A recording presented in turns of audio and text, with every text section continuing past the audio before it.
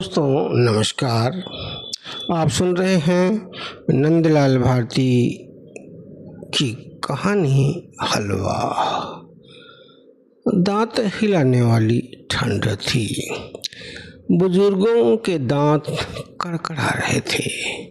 रात का अंधेरा छाटा भी नहीं था। हाँ, मुर्गे अपनी ड्यूटी बजाना शुरू कर दिए थे। पूरब के आसमान में बस लालिमा उभरने वाली थी। दलितों की बस्ती के खपरेल और घास फूस के घरों पर ओस मोतियों की तरह नहीं, बल्कि सदियों की ठंडी कराहों की तरह जमी थी। तभी ठाकुर खुंज बिहारी की गूंजी आवाज ने पूरे सन्नाटे को चीर दिया। अरे ओ दमैया, ससुरा बिहान हो गया। मुर्गे बोल रहे हैं। ससुरा तू है कि मुर्दा की तरह खटिया पर पड़ा है? अरे ससुरा दमैया, क्या तू खटिया पर पड़ा पड़ा कब्र में जाएगा? दमई पोखरी के भीटा पर टट्टी करने बैठा ही था कि चौंक कर उठ खड़ा हो गया और वहीं से बोला, बाबू साहेब आया। वह पोखरी के पानी से गुप्तांक जल्दी से साफ किया और वहीं से वह सरपट खुंज बिहारी की हवेली की तरफ भागा। गांजा के धुआं से उसकी छाती में जमे बलगम से उभरी पुरानी खांसी ने दमैया का पूरा शरीर हिला कर रख दिया। वह हड़बड़ाहट में हवेली तो पहुंच गया, पर लड़खड़ा कर गिर पड़ा। खुंज बिहारी के रौद्र रूप से पूरी बस्ती परिचित थी। बेचारा दमई डर के मारे थर थर कांप रहा था। उधर दमई की पत्नी दुखवंती ने घबराकर मिट्टी के चूल्हे की बुझी राख कुरेद दी। बेटा सुरजू गोलरी ओढ़े पुआल के बिस्तर में गड़ा सिकुड़ा पड़ा तो था, पर वह भी ठाकुर खुंज बिहारी की आवाज सुनकर सहम कर उठ बैठा था। दामई को पता था हवेली देर से पहुंचना सिर्फ देर नहीं, बल्कि सजा की घोषणा होती थी। वह फटी धोती संभालता, हजार छेतों वाली बंडी पहने, पाँव में पनही नहीं थी। पनही पहनने का सामर्थ्य नहीं था, न ही ठाकुर की इजाजत थी। ठाकुर खुंज बिहारी के परदादा के जमाने से यह परिवार ठाकुर का गुलाम था। वही गुलामी की बेड़ियां दमई के पाँव में पड़ी थीं। मुर्गा बोलने से पहले हवेली नहीं पहुंचने की सजा के तौर पर ठाकुर खुंज बिहारी ने दमई को नीम के पेड़ में बांधकर खूब लाठी बरसा कर बोला, ससुरे अब कभी देर से आया तो देख ले, वो बीच चक्रोट पर पीपल का पेड़, उसी पर तुम्हें ढाठी देकर लटका दूंगा या जिंदा दफना दूंगा। दमई इकलौता नहीं था जिसे ठाकुर खुंज बिहारी ने बांध कर मारा था। ऐसा मजदूर बस्ती के हर घर के साथ हुआ था। कई लोग बस्ती छोड़कर भागे भी थे, जो कभी लौटकर वापस नहीं आए। उन हलवाहों की जमीन जायदाद पर क्रूर जमींदारों ने कब्जा कर लिया था। गांव के जमींदारों का जमीर इतना मर गया था कि दलितों के हाथ तोड़कर अंगूठा लगवा लेते थे। धीरे धीरे पूरी बस्ती भी भूमिहीन हो गई थी, जिसका दर्द आज़ादी के 76 साल बाद भी उनकी नई पीढ़ियां भोग रही हैं। कभी जो खेत और जमीन दलितों के हुआ करते थे, वही खेत ठाकुरों ने जबरियां अंगूठा लगवाकर अपना बना लिए। बेचारे दलित अपनी ही जमीन से बेदखल कर दिए गए। ठाकुरों के कब्जे दलितों के दरवाजे तक हो गए।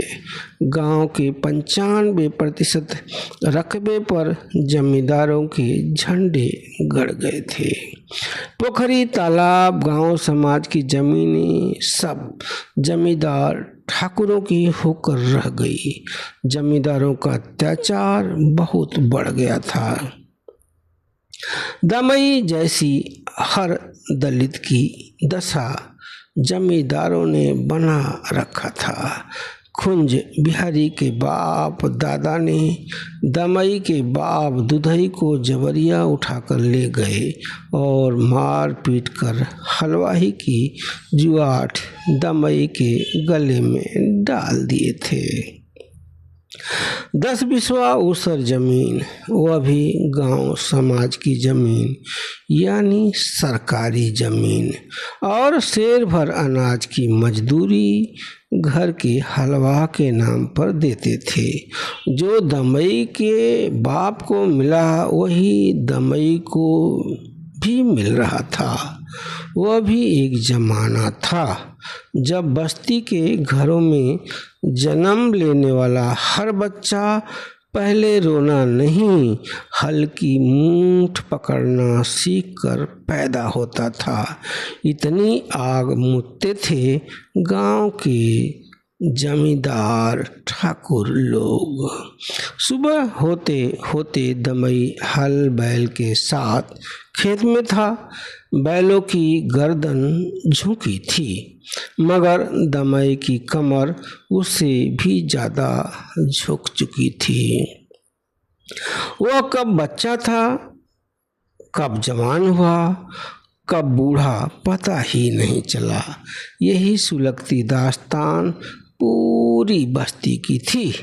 गांव के दलित खेत मालिक अपनी ही भूमि से बेदखल होकर भूमिहीन मजदूर थे। तरक्की से दूर विकास की बाट जो रहे थे। ठाकुर एवं अन्य अशूद्र जातियों का जमीन, जल और जंगल पर पूरी तरह कब्जा हो गया था। आजाद भारत में भी वही हाल आज भी है। मेहनत की धूप ऊपर बढ़ रही थी, मिट्टी तप रही थी। दमई जैसे बस्ती के 50 भूमिहीन खेतिहर हलवाओं का पसीना कभी ठाकुरों ने नहीं सरकार के हिसाब में आया। मंद गति से आज़ाद भारत के संविधान में निहित दलित उत्थान के अधिकार शोषितों तक पहुंचने लगे। जमाना तेजी से बदल रहा था। जमींदारी कानून कागजों पर तो खत्म हो गई थी, पर गांव में नहीं। शोषक वर्ग पहले जैसे ही शोषितों के हाड़ मांस बेहिचक नोच रहा था। यह दलित कोई और नहीं, क्षत्रिय कुल से ही संबंधित थे। ब्राह्मणवाद की भेंट चढ़कर ठाकुर यानी भगवान इतना क्रूर हो गया था कि दलित मानकर जबरिया हलवा बनाकर चमड़ी छील रहा था। कुछ बदला था तो सिर्फ कागजों में। हलवाओं की दशा वैसी दयनीय बनी हुई थी। बस गुलामी का तरीका बदल गया था। अब तीसरी पर खेती होने लगी थी। बीज खाद ठाकुर का, बाकी सब कुछ खेतीहर मजदूरों की यानी हलवाहों की होती थी। निराई गुड़ाई, सिंचाई, कटाई, मढ़ाई, ढुलाई सब हलवाह का। हलवाह बार बार सोचते ये खेती है या भूख का नया मोह फांस, क्योंकि फसल की पैदावार का 3 हिस्सा तो हवेली का हो जाता था, 1 हिस्सा हलवाह के घर आता था। ग्राम प्रधान के चुनाव के समय ग्राम प्रधान के उम्मीदवार हाथ जोड़कर आते, पांव छूते, उनकी पत्नियां आंचल से दलित मतदाताओं के पांव पखाड़ती, चरण स्पर्श कर वोट मांगती। उम्मीदवार बड़े बड़े वादे करते, कहते इस बार हमारा साथ दो, पट्टा दिलवाएंगे, आवंटन करवाएंगे, पक्का मकान बनवाएंगे, मनरेगा योजना के अंतर्गत घर के सदस्य को रोजगार देंगे और बहुत मुंगेरी लाल के सपने परोसते। बस्ती के दलित खेतीहर मजदूर हलवा हर बार वोट देते, पर हर बार वादा खेत की मेड़ पर सूख जाता और वादे चौराहे पर चारों खाने चित्त हो जाते।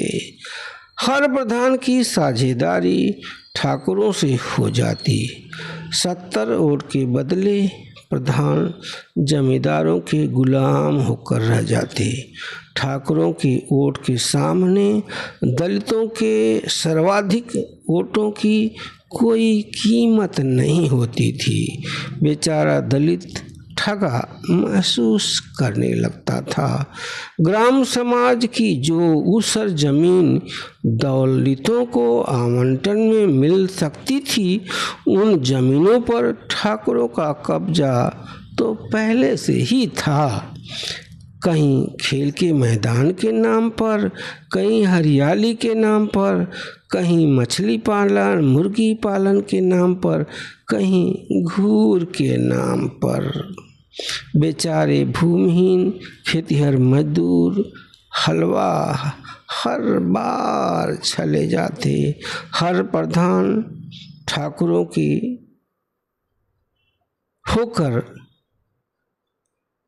रह जाते, चाहे ठाकुर प्रधान हो या किसी अन्य जाति का प्रधान, पर ठाकुरों के गुलाम बन जाते।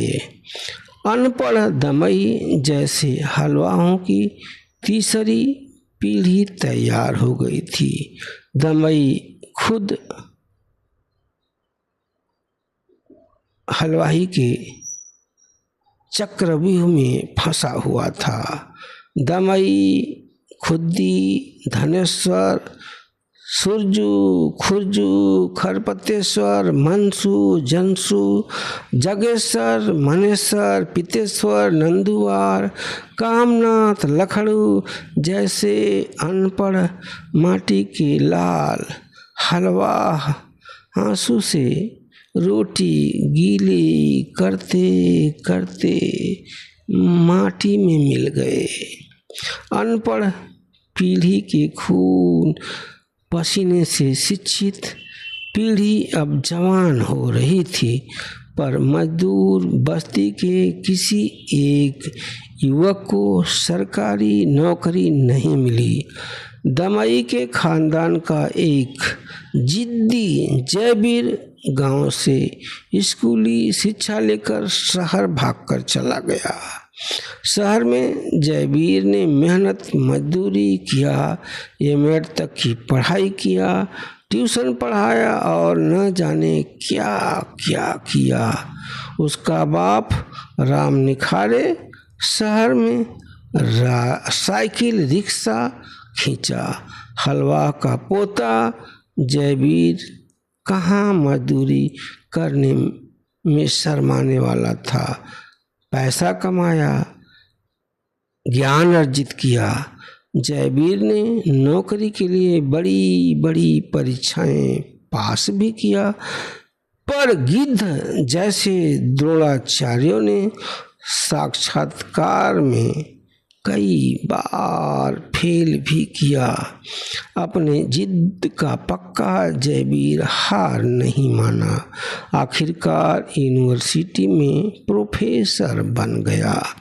आज़ादी के 76 साल बाद पहली बार बस्ती के जयवीर को सरकारी नौकरी मिली थी, जिसका उत्सव बस्ती वालों ने खूब मनाया था।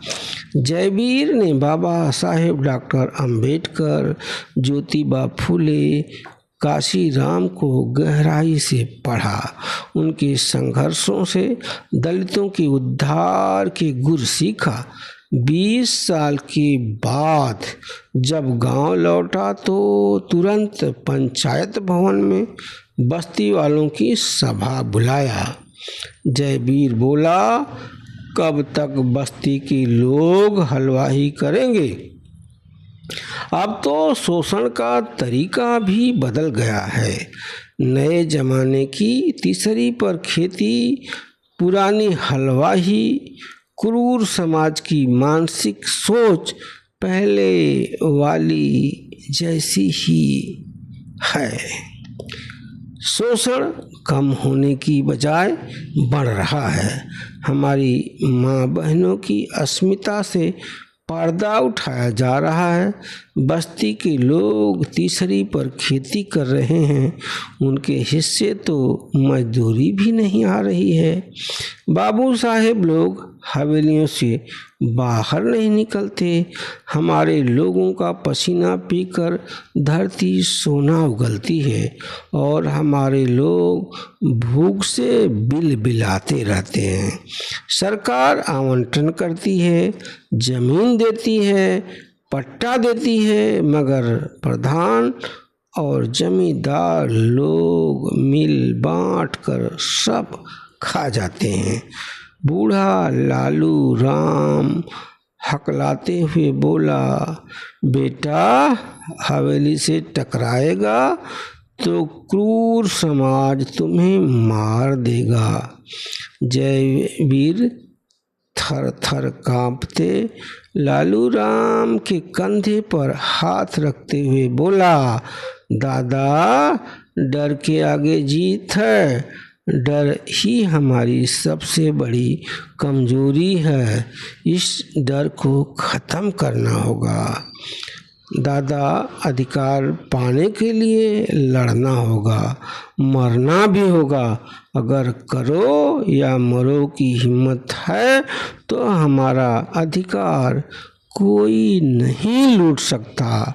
लुटेरों की गलफरी में हाथ डालकर अधिकार ले लेंगे। जयवीर की बातों को सुनकर जवान ही नहीं, बूढ़ी हड्डियों में भी खून दौड़ पड़ा। उस रात बस्ती के दलित परिवारों ने तय किया कि तहसील जाएंगे, कलेक्टर ऑफिस जाएंगे, मुख्यमंत्री को लिखेंगे, प्रधानमंत्री को लिखेंगे। अगर कहीं नहीं सुनवाई हुई तो देश की सबसे बड़ी अदालत में जाएंगे, अपना अधिकार लेकर रहेंगे। दलित बस्ती के लोग पहली बार सामूहिक रूप से तहसील पहुँचे। कागज में रोटी, नमक, प्याज लपेटे, गमछे में पोटली बांधे, अपने फटे पुराने कपड़े, धूल भरे पांव, मगर आँखों में उम्मीद लिए तहसीलदार के दफ्तर के सामने धरने पर बैठ गए। तहसीलदार ने बस्ती वालों को भगाने के पूरे प्रयास किए, खूब टाल मटोल भी किए, पर बस्ती वालों की जिद के सामने तहसीलदार साहब को हथियार डालना पड़ा। वे लेखपाल को बुलाए। लेखपाल बोला, रिकॉर्ड में तो गांव समाज की जमीन है, पर इन जमीनों पर पहले से ही ठाकुरों का कब्जा है। जयवीर ने मोबाइल निकाला। उसने गांव समाज की जमीनों की तस्वीरें दिखाया, जिन पर ठाकुरों की गेहूं की फसल लहलहा रही थी। कहीं तालाब बनाकर कब्जा किया गया था, कहीं पेड़ लगाकर, कहीं ट्यूबवेल लगाकर। ये करोड़ जमीन ने तो जमींदारों के कब्जे में थी। जयवीर विनम्रता से बोला, साहब यह तो सरकारी जमीन की चोरी है। इस जमीन पर आवंटन हो जाने से अधिकार वंचित भूमिहीन हलवा मजदूरों का उद्धार हो सकता है। भूमि चोरों के खिलाफ कानूनी कार्रवाई भी तो हो सकती है। तहसीलदार साहब चुप थे। साहब के दफ्तर में सन्नाटा पसर चुका था और तहसील के बाहर कानाफूसी का बाजार बहुत गर्म हो गया था।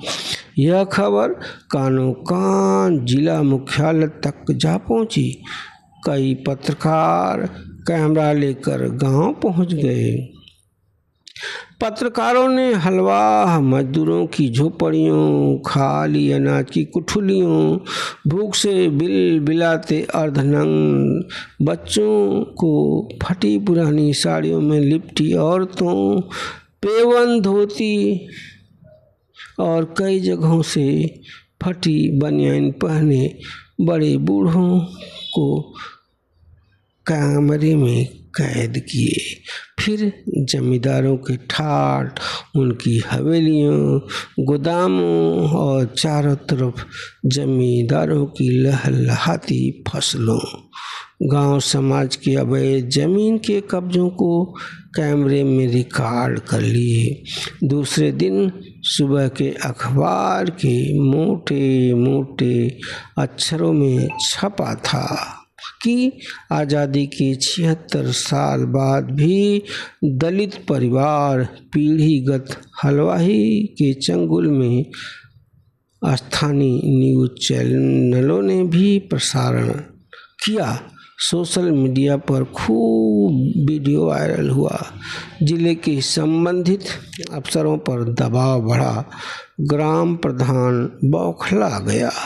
उसने बस्ती वालों को डराया धमकाया।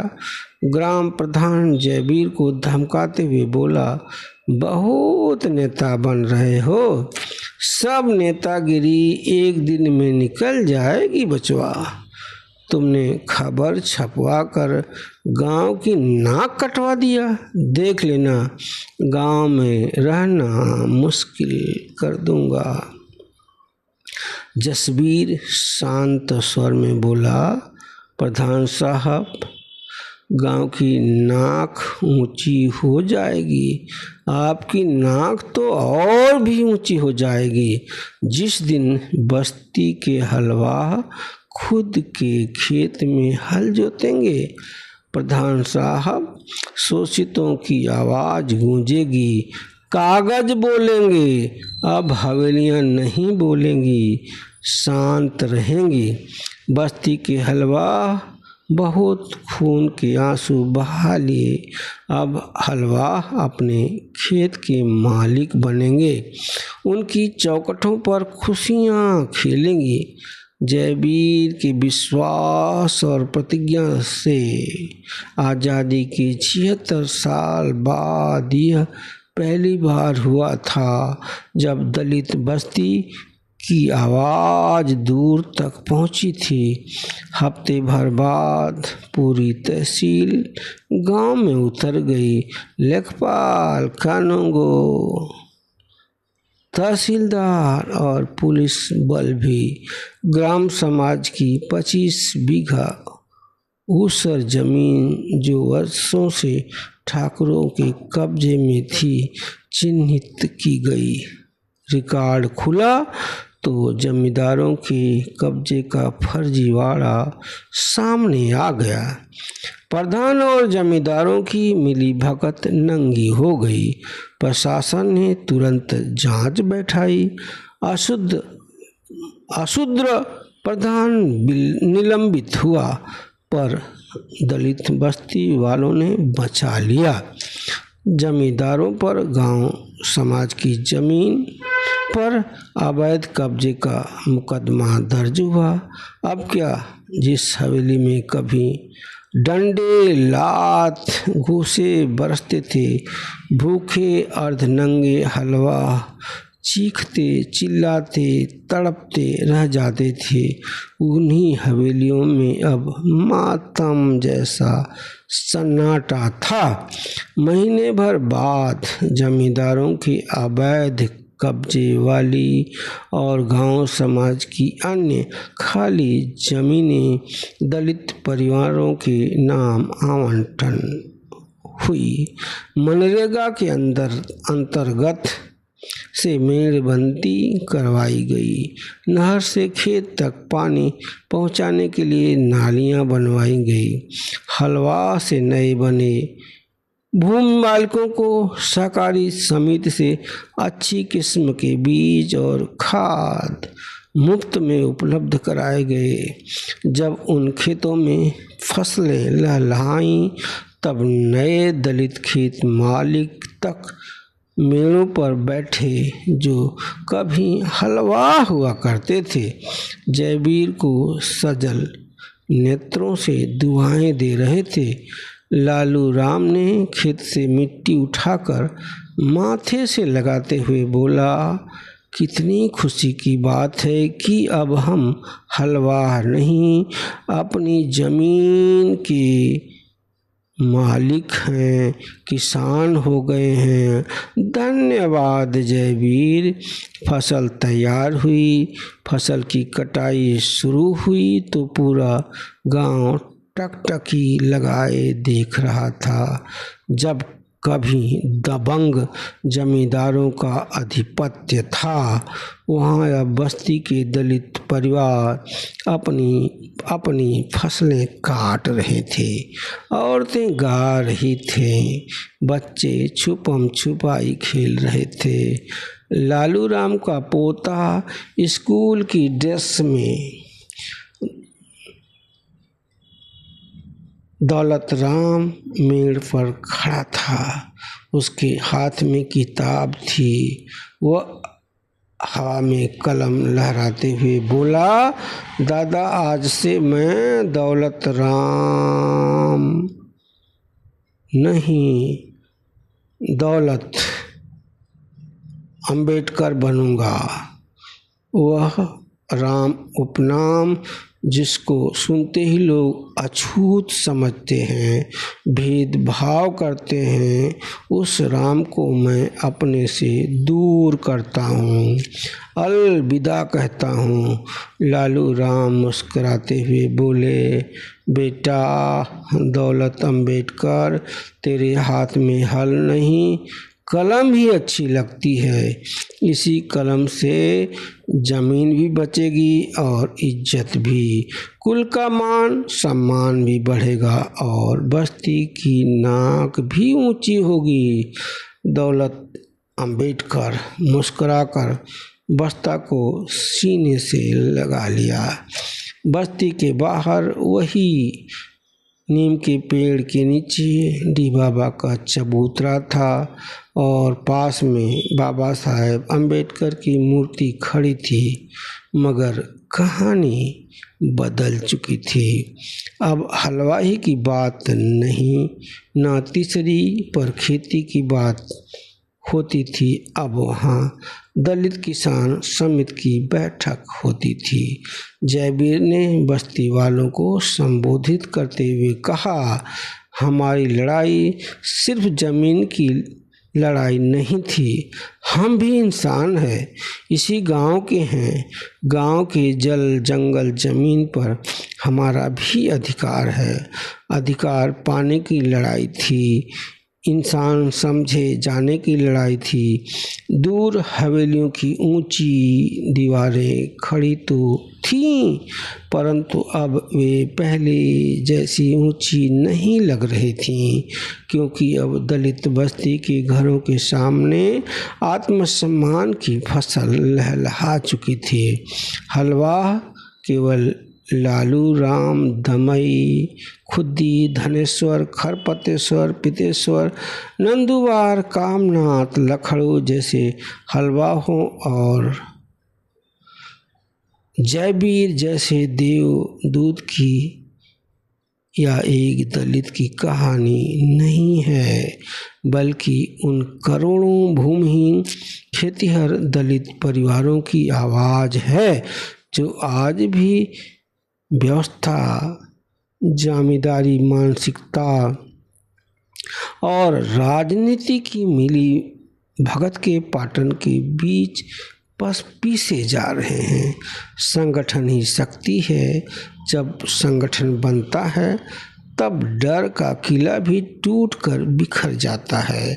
तब कागजी दस्तावेज बोलते हैं, मीडिया साथ खड़ी हो जाती है, तब सामूहिक संघर्ष खड़ा होता है, तो हलवाओं की पीढ़ियां भी खेत मालिक किसान बन जाती है। दोस्तों, आप सुन रहे थे नंदलाल भारती की लिखित कहानी हलवा। यह कहानी कैसी लगी कमेंट करके ज़रूर बताइएगा।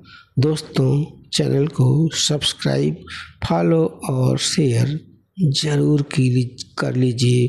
आपका धन्यवाद।